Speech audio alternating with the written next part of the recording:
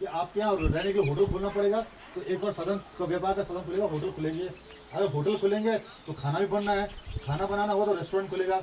और उसके लिए फिर एक और आमदनी साधन खुल गया। अगर रेस्टोरेंट खुलेंगे तो सब्जियां भी चाहिए रेस्टोरेंट में सब्जी बनाने के लिए, तो आपके गांव में जो सब्जियां उगाते हैं वो अलग काम करते हैं, मसाला बनाते हैं, वो सारे चीज़ें बिकनी शुरू होगी। हमारा कहने का मतलब ये है कि ऐसे प्रावधान जहाँ पर काफ़ी सारे समुदाय के लोगों को रोजगार के साधन मिल सके, आय के साधन मिल सके, वो खुलने चाहिए। ये सारी बातें जो मैं आपसे बोल रहा हूँ, ये बातें तो हो जाएंगी और ये होनी भी चाहिए, लेकिन सवाल ये होता है कि ये बातें करे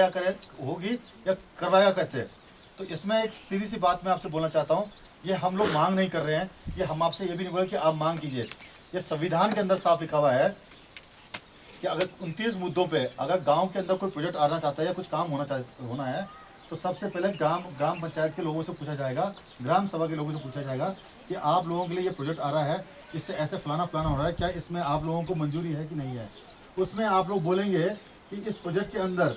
हमारे इतने ग्राम, हमारे कितने लोगों को रोजगार मिलेगा, पहले आप वो उसकी बात बताएं। उसमें फिर यही बात होगी कि यहाँ से उत्पादन होने वाली जो भी चीज़ें होगी उसमें आम ग्रामीणों को क्या चीज़ कितना मिलेगा। तमाम सारी बातें होने के बाद जब आप लोग हाँ करेंगे, उसके बाद ये ब्लॉक स्तर पे जाएगा, ब्लॉक स्तर से राज्य स्तर पे जाएगा, फिर जाके ये केंद्र सरकार इसको इम्प्लीमेंट करने की बात करेगी। अभी होता क्या है कि ऊपर से सरकार ने ऑर्डर किया और ग्राम पंचायत में एक दो लोगों से पूछा, सीधा काम करना शुरू कर दिया, लेकिन उसमें फिर आप लोगों की सहभागिता नहीं है। उसमें सिर्फ ये कि प्रोजेक्ट आया, काम करना शुरू हो गया। तो हमारा अब ये जो चीज़ें हैं ये संविधान बोलता है, और वो संविधान जो है उसका नाम है संविधान संशोधन 73वां, और 73वां ये बोलता है कि 29 मुद्दे अलग अलग मुद्दों में, चाहे वो शिक्षा के नाम पे हो, चाहे वो आपके एग्रीकल्चर के नाम पे हो, चाहे अनेक किस्म के नाम पे हो, तो उसके अंतर्गत अगर आप लोग काम करेंगे